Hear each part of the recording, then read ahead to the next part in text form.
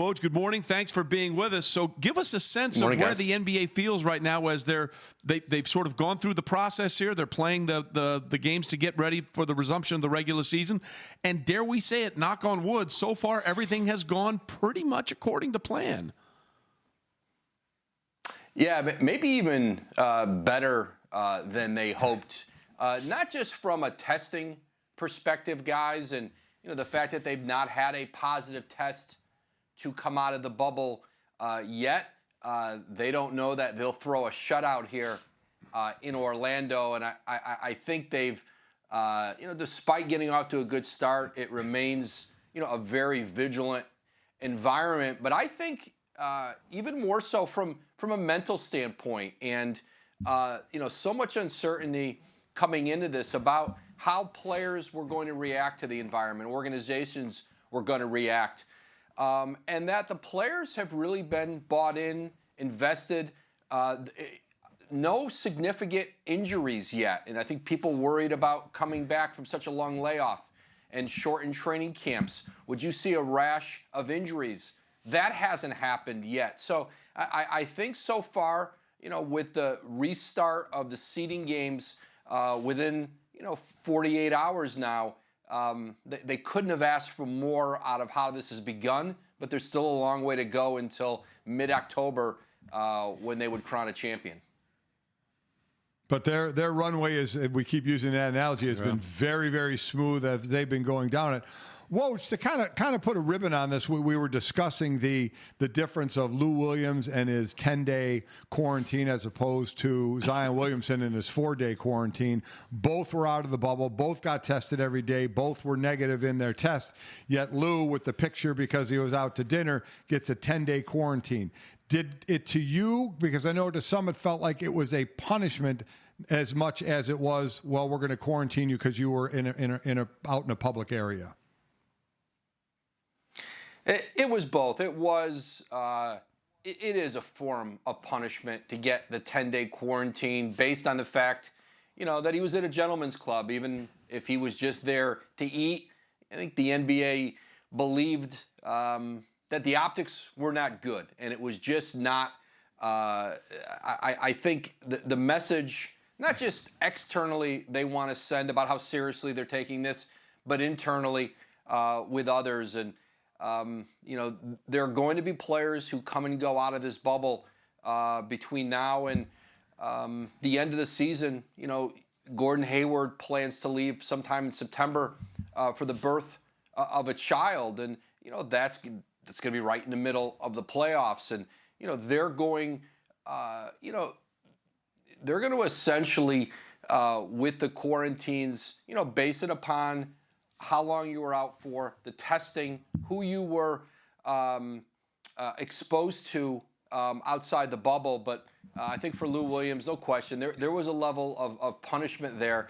And I do think the one thing you found, and they knew this going in, there were just as many players, there were players who bristled at the idea of how limiting this environment were. There's even more who want it protected and who want to know that they're going to be safe, that the virus doesn't get in here and threaten the safety and the viability of continuing this season. Talking to Adrian Wojnarowski with us, our ESPN NBA insider. And Woj, the other comparison there was to Zion Williamson, who also returns to the bubble, has that 4-day quarantine. But where are the Pelicans at with the way they're going to roll him back into actual game action, since we know they've been so cautious with him really every step of the way in his rookie season? Yeah, for anybody to be out as long as he was, to be out, over a week and not being able to participate in workouts, you're going to ramp the guy back up carefully. And I think there's still a question of whether he plays or not in the Pelicans opener on Thursday. It is possible, but I still think they're working through that idea. I don't expect he sits very long in this restart. If he doesn't play Thursday, I think you'd expect to see him, shortly thereafter. It is a very short runway for the Pelicans if they're going to make a run and get in a play-in game and be able to play Memphis. They've got a Portland team, Sacramento, the Spurs, who are all Phoenix, who are all competing for an opportunity to steal that 8th seed in a play-in. And so, I think Zion was in very good condition throughout the hiatus. He had come back in great shape. I think people saw that. And I think the hope is that they'll get him back on the court here sooner than later.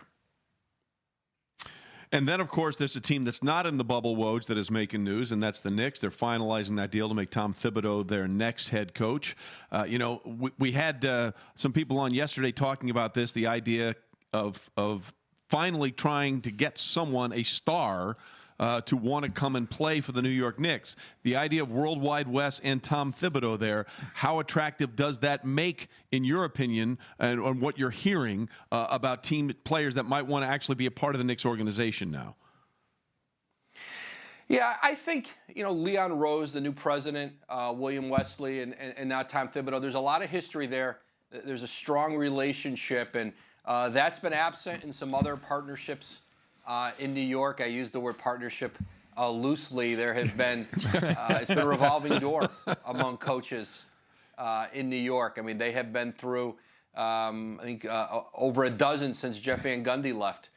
And so I think for the Knicks, what they need Tom Thibodeau to do here in the short term, before you talk about going to get a star in free agency, you have to have an infrastructure of talent and building up role players and starters. Superstars don't walk into empty cupboards. They don't walk into places where there aren't the pieces in place where you plug me in and we can go right at it and start winning. Brooklyn was able to do that. The Los Angeles Clippers were able to do that by getting LeBron James in free agency, and then Anthony Davis. They became more attractive for him to want to be traded there. And the Knicks have a long way to go. Thanks for watching ESPN on YouTube. For live streaming, sports, and premium content, subscribe to ESPN+.